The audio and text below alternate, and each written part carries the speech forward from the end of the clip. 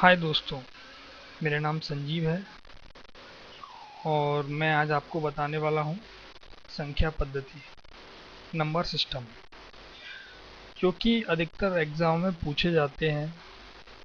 आजकल Vyapam, SSC, PSC वगैरह में इसका पोर्शन काफ़ी हद तक पूछा चला जाता है।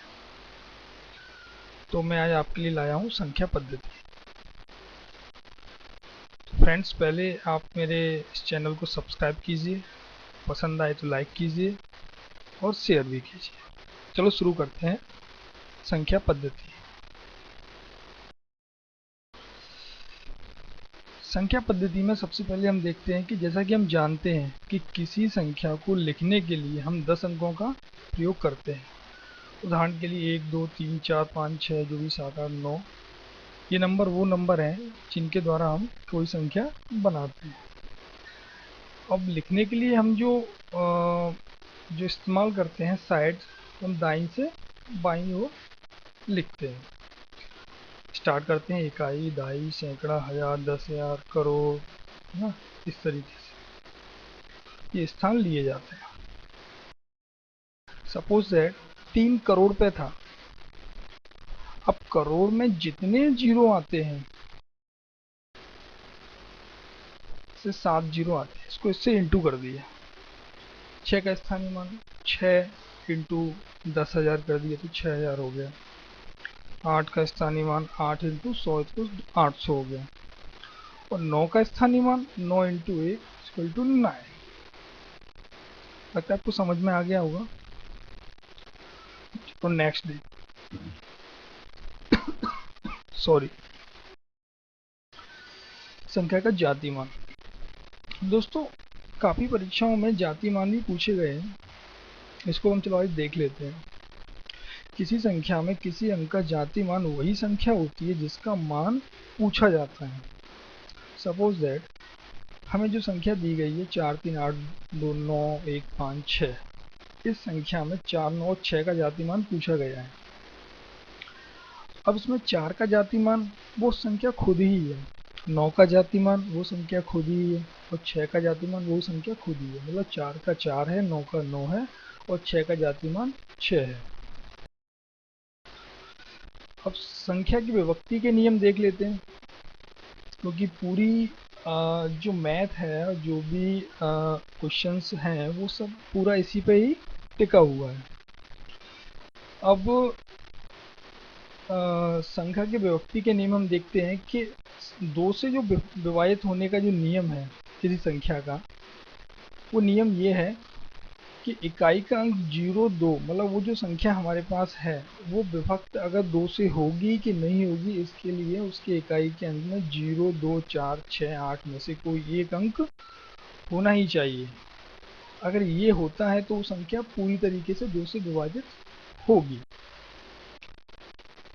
संख्या 3 से विभक्त होने का नियम, यदि दी गई संख्या के समस्त अंकों का योग अगर 3 से पूरी तरीके से विभक्त होता है तो दी गई संख्या 3 से पूरी तरीके से विभक्त होगी।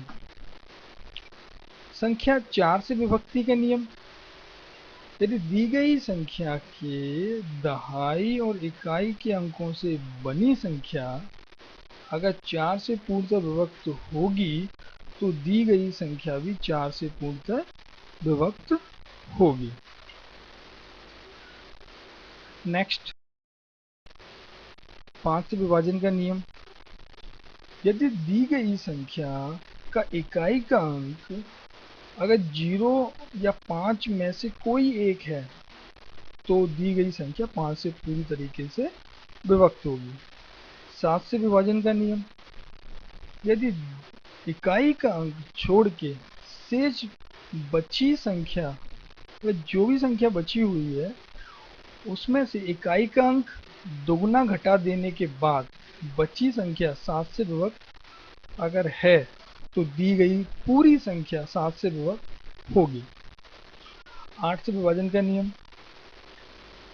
कोई दी गई संख्या 8 से विभक्त तभी होगी जब उसके सैकड़े और दहाई तथा इकाई के अंक से जो बनी संख्या है वो 8 से पूरी तरह विभक्त हो जाए। चलो नेक्स्ट देखते हैं। 9 से विभाजन का नियम। यदि किसी दी गई संख्या के सभी अंकों का योग 9 से पूर्णतः विभक्त हो तो दी गई संख्या 9 से पूर्णतः विभक्त होगी। नेक्स्ट, सम संख्या। दोस्तों आप जानते होंगे सम संख्या आजकल एग्जाम में पूछे जा रहे हैं कि फला फला संख्या सम संख्या है या नहीं है।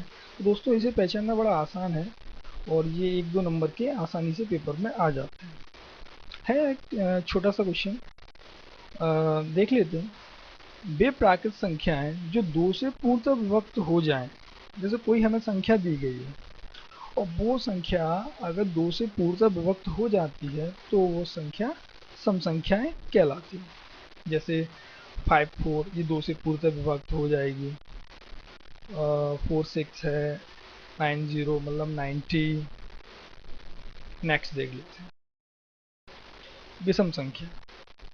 वे प्राकृत संख्याएं जो 2 से विभक्त न हो, मतलब जो विभक्त हो वो सम संख्याएं, जो विभक्त ना हो वो विषम संख्याएं। जैसे 51 है,